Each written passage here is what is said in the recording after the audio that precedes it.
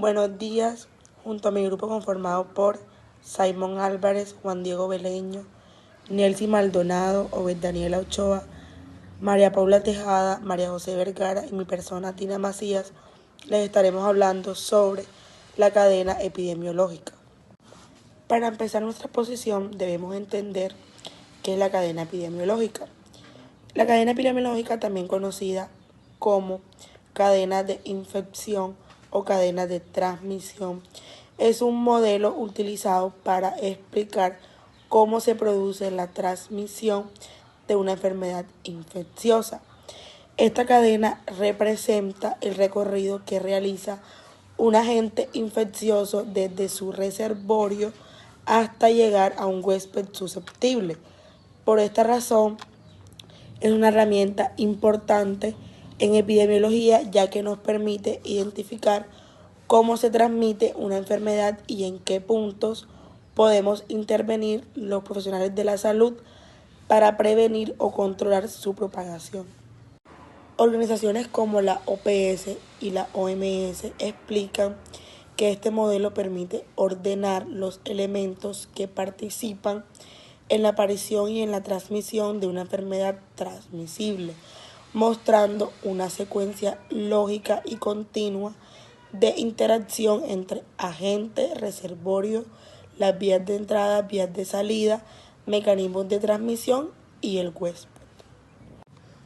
Continuamos con la importancia de la cadena epidemiológica en el ámbito de la salud. Es importante porque permite comprender cómo se producen y se propagan dichas enfermedades transmisibles.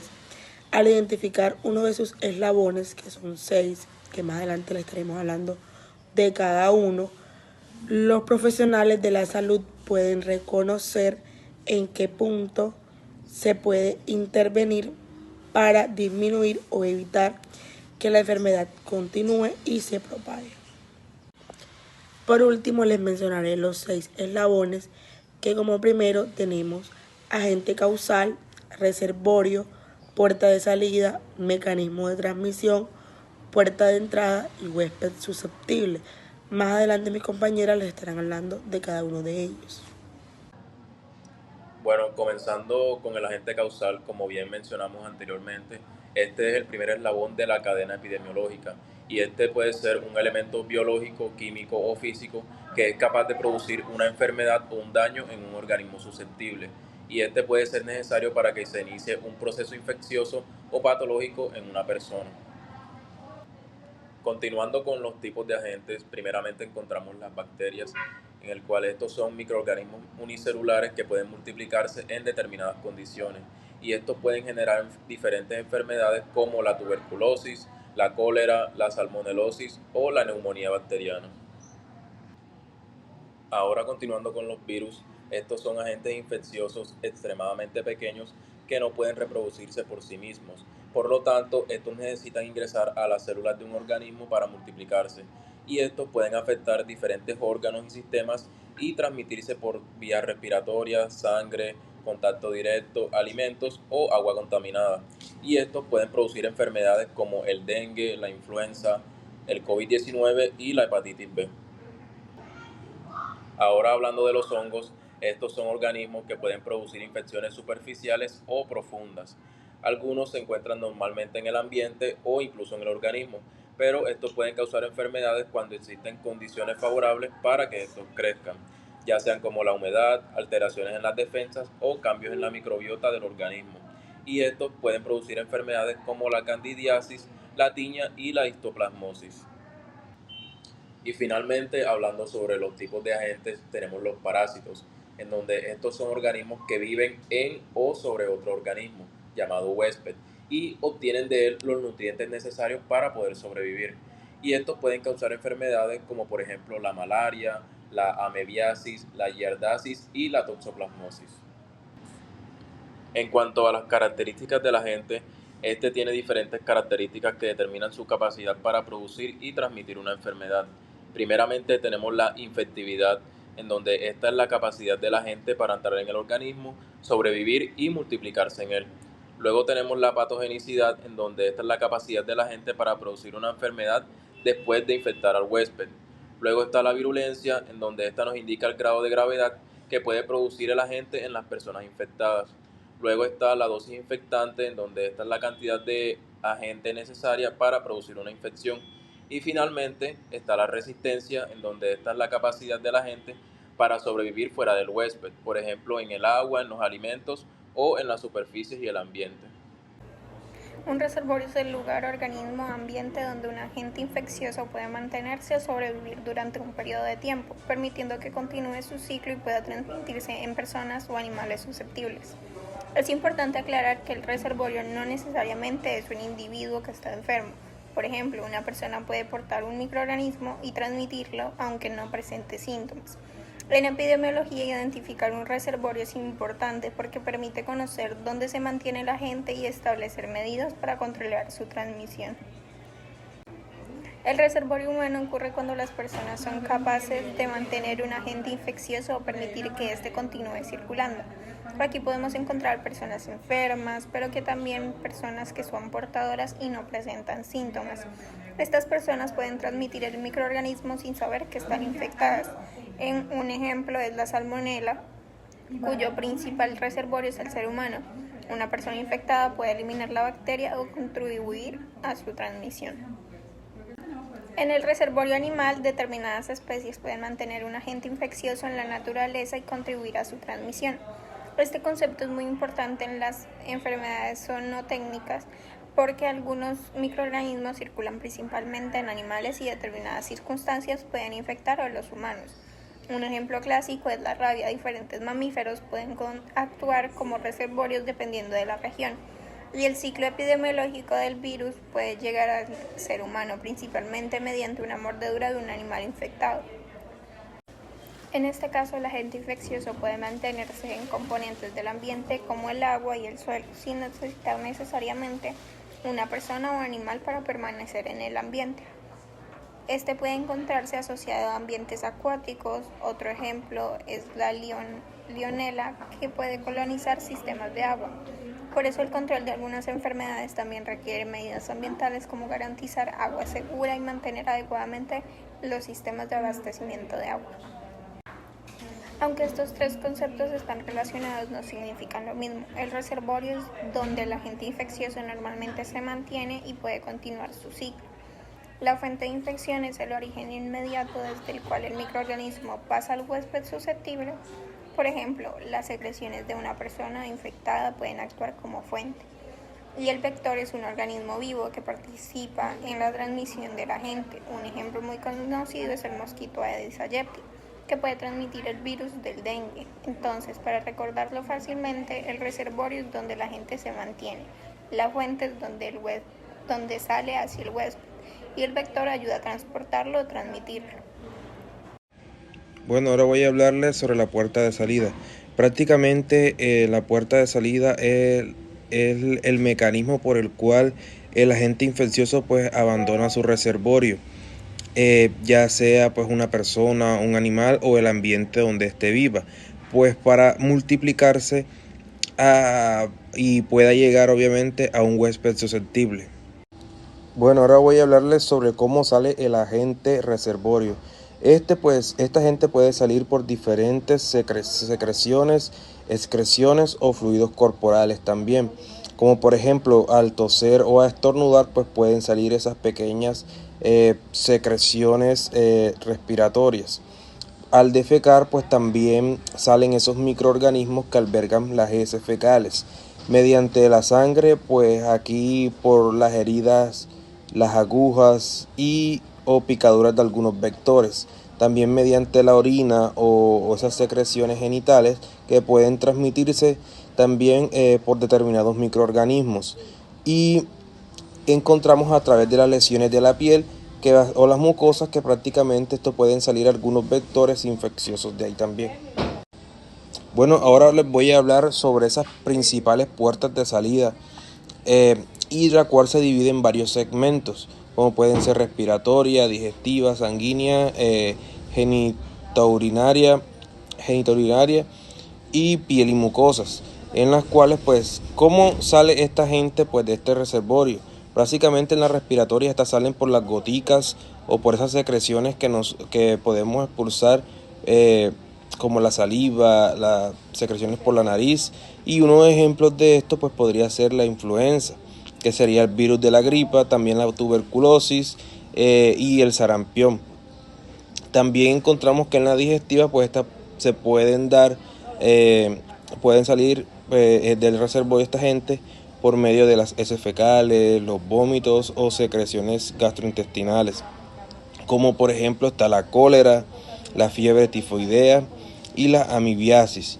También encontramos en las sanguíneas que prácticamente esta gente sale a través pues de la sangre o a través de los fluidos sanguíneos, como encontramos las heridas, las agujas, las transfusiones de sangre. Y unos ejemplos de esto pues sería la hepatitis B, el VIH y también la malaria. Encontramos la genitourinaria, que esta se da por la orina, a través de la orina, el semen y las secreciones vaginales también en las mujeres. Encontramos la gonorrea, la clamidia y el virus del papiloma humano. Y como último tenemos pues la piel y las mucosas. Aquí pues esto se da a través de lesiones, de úlceras, secreciones en la piel y líquidos de vesículas o contacto con la piel. Entonces uno de los ejemplos más comunes sería lo que serían el herpes simple. También encontramos el impetigo y la tiña. Ahora continuaremos hablando del mecanismo o vía de transmisión, que es la forma en la cual un agente infeccioso pasa desde una fuente o reservorio hasta una persona susceptible. Es decir, es el camino que utiliza ese microorganismo para llegar a otra persona y producir la infección. Existen diferentes vías de transmisión. Entre las principales encontramos la transmisión directa o indirecta, el contacto, la gota, partículas respiratorias, los alimentos y el agua, los vomites y los vectores. Ahora hablaremos de los tipos. Primero tenemos la transmisión directa, que esto ocurre cuando el agente infeccioso pasa directamente de una persona infectada a otra, sin que exista un intermediario. Por ejemplo, puede ser cuando hay contacto físico, besos, contacto con las secreciones de la otra persona que está infectada. Por otro lado, la transmisión indirecta sí existe un intermediario. Por ejemplo, una persona puede enfermarse después de consumir un alimento o agua contaminada, entrar en contacto con objetos contaminados o ser picada por un mosquito que transmite ese microorganismo. Entonces, la diferencia principal es que en la transmisión directa el agente pasa directamente a la otra persona, mientras que en la indirecta necesita de algún medio o de algún intermediario. Otra vía de transmisión es el contacto, que esta a su vez puede ser directo cuando existe contacto físico con una persona infectada o también cuando se tiene contacto con sus secreciones, y también puede ser indirecto cuando se tocan superficies u objetos que están contaminados y después nos tocamos ya sea la boca, la nariz o los ojos. También encontramos la transmisión mediante de gota o partículas respiratorias, que estas se pueden liberar cuando una persona infectada habla, tose, estornuda o incluso cuando respira. Esto depende mucho del agente y ayuda a contribuir a la transmisión a otras personas. Como ejemplos de estos tenemos la influenza y el COVID-19. También encontramos la transmisión por alimentos y agua. Esta ocurre cuando una persona que consume alimentos o agua que contiene un agente infeccioso. Algunos ejemplos de estos son la salmonela, el Vibrio cholerae, que produce el cólera, y el virus de la hepatitis A. Por otro lado tenemos a los fomites, que este término se utiliza para referirse a los objetos o superficies inanimadas, y estos pueden contaminarse con microorganismos y contribuir a su transmisión. Algunos de estos pueden ser toallas, utensilios, ropa o superficies de uso frecuente. Finalmente tenemos los vectores, que a diferencia de los fomites, los vectores son organismos vivos que pueden transportar y transmitir el agente infeccioso de un huésped a otro. El ejemplo más conocido es el mosquito, que transmite el virus del dengue, pero otro ejemplo también serían las garrapatas, que estas pueden transmitir la enfermedad de Lyme. con la cadena epidemiológica tenemos la puerta de entrada, que encontramos a esta, que es el lugar o la vía por donde el agente infeccioso logra ingresar el organismo de una persona. Esta parte es muy importante porque permite que el organismo o el microorganismo llegue al huésped y pueda producir una infección. Diferentes vías de entrada. Tenemos a la principal, que es la vía respiratoria, una de las primeras, donde el microorganismo ingresa principalmente por la nariz o la boca y llega al sistema respiratorio. Esto puede ocurrir, por ejemplo, mediante gotas, cuando una persona estornuda, aerosoles o partículas presentes en el aire. También encontramos a la vía digestiva, en la cual los microorganismos ingresan por la boca, generalmente al consumir alimentos o agua que se encuentran contaminados. Una vez dentro, pasan al sistema digestivo y algunos ejemplos son el cólera, la salmonelosis y la hepatitis A. La puerta de entrada son las mucosas, y estas son superficies húmedas que recubren diferentes partes del cuerpo. ¿Cuáles son esas superficies? Los ojos, la nariz, la boca y los órganos genitales. Los microorganismos pueden ingresar cuando estas mucosas entran en contacto con secreciones o materiales contaminados. También está la piel lesionada, que normalmente la piel funciona como una barrera que protege a nuestro organismo. Sin embargo, cuando existe una herida, corte, quemadura o alguna otra lesión, esa barrera se rompe y facilita la entrada de microorganismos. Por otra parte, tenemos la vía sanguínea, donde el agente infeccioso ingresa directamente al torrente sanguíneo. Esto puede ocurrir, por ejemplo, mediante agujas contaminadas, sangre infectada o por la picadura de algunos vectores. Y finalmente nos encontramos con la vía genitourinaria, por medio de la cual los microorganismos pueden ingresar a través del aparato genital o urinario. Una de las principales formas es mediante el contacto sexual, como lo tenemos, por ejemplo, al VIH. Después de conocer las diferentes puertas de entradas, pasamos al huésped susceptible. Este es la persona que al entrar en contacto con un agente infeccioso tiene mayor posibilidad de desarrollar una infección o enfermedad porque sus mecanismos de defensa no son suficientes para combatirlo. Su sistema inmune no está apto. Sin embargo, es importante tener en cuenta que no todas las personas tienen el mismo nivel de susceptibilidad, ya que existen diferentes factores que pueden influir. Es la edad. Por ejemplo, los niños pequeños pueden ser más vulnerables porque su sistema inmunológico todavía se encuentra en desarrollo, mientras que en los adultos mayores las defensas pueden disminuir.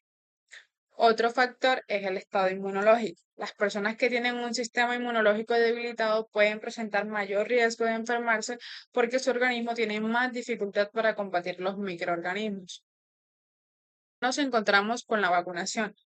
Las vacunas ayudan al organismo a desarrollar defensas específicas frente a determinadas enfermedades. Por eso una persona que no está vacunada o que tiene un esquema de vacunación incompleto puede presentar mayor susceptibilidad frente a ciertas infecciones.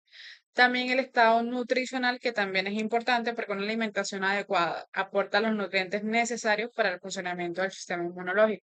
Por el contrario, si no se tiene una alimentación adecuada, la desnutrición o las deficiencias nutricionales pueden debilitar las defensas. Algunas enfermedades previas pueden aumentar la susceptibilidad, especialmente cuando afectan las defensas del organismo o dificultan su capacidad para responder frente a una infección. Existen otros factores que también pueden influir, como el estrés, la falta de descanso, algunos medicamentos que disminuyen las defensas, las condiciones de higiene, la exposición frecuente a agentes infecciosos, las condiciones ambientales y de vivienda y el acceso oportuno a los servicios de salud. En conclusión, tenemos que la puerta de entrada permite que el agente infeccioso ingrese al organismo, mientras que el huésped susceptible es la persona que tiene determinadas condiciones que pueden facilitar que ese agente produzca una infección. Básicamente eso es lo que hablamos en cuanto a el huésped susceptible y lo que viene siendo la puerta de entrada. Siguiendo con la cadena epidemiológica, tenemos el dengue, que para integrar los conocimientos sobre la cadena epidemiológica vamos a utilizar el ejemplo del dengue. El dengue es una enfermedad causada por el virus del dengue, que ésta se transmite principalmente por la picadura del mosquito Aedes, y esto se transmite por un mosquito infectado. Este ejemplo nos va a permitir identificar fácilmente cada uno de los 6 eslabones de la cadena epidemiológica y comprender cómo se produce la transmisión de una persona a través de un mosquito. Siguiendo con el ejemplo del dengue, vamos ahora a explicar los 6 eslabones. En primer lugar, tenemos el agente causal, que en este ejemplo sería el dengue, o sea, el mosquito, el reservorio principal, que es el ser humano durante la fase en la que el virus está presente en la sangre. Tenemos la puerta de salida, que es la sangre, ya que allí se encuentra el virus y el mosquito puede adquirirlo cuando éste realiza la picadura. Tenemos la vía de transmisión, que es el mosquito Aedes, que funciona como un vector.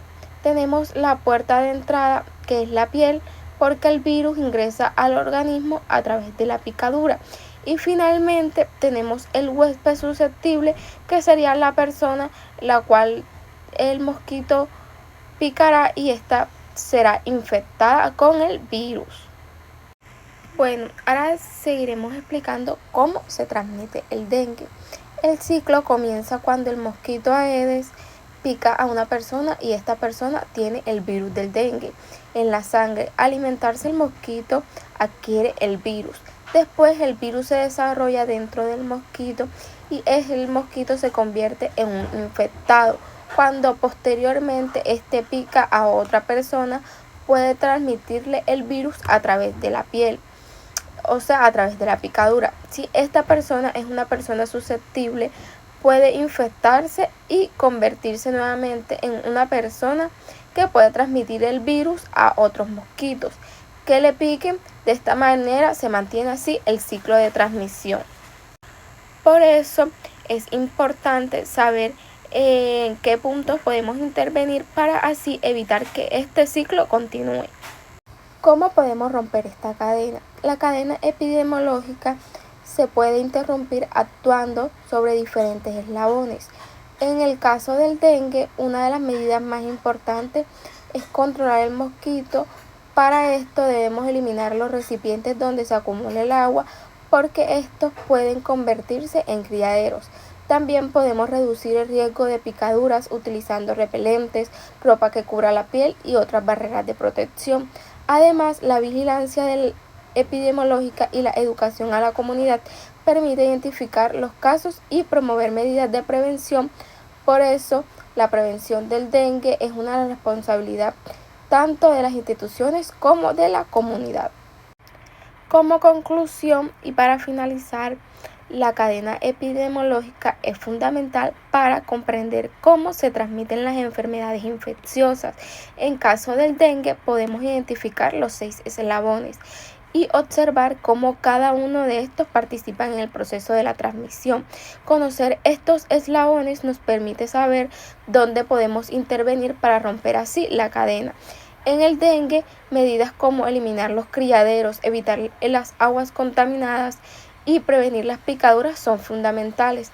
Por eso, la prevención requiere tanto de las acciones de las instituciones de salud como así también la participación de la comunidad.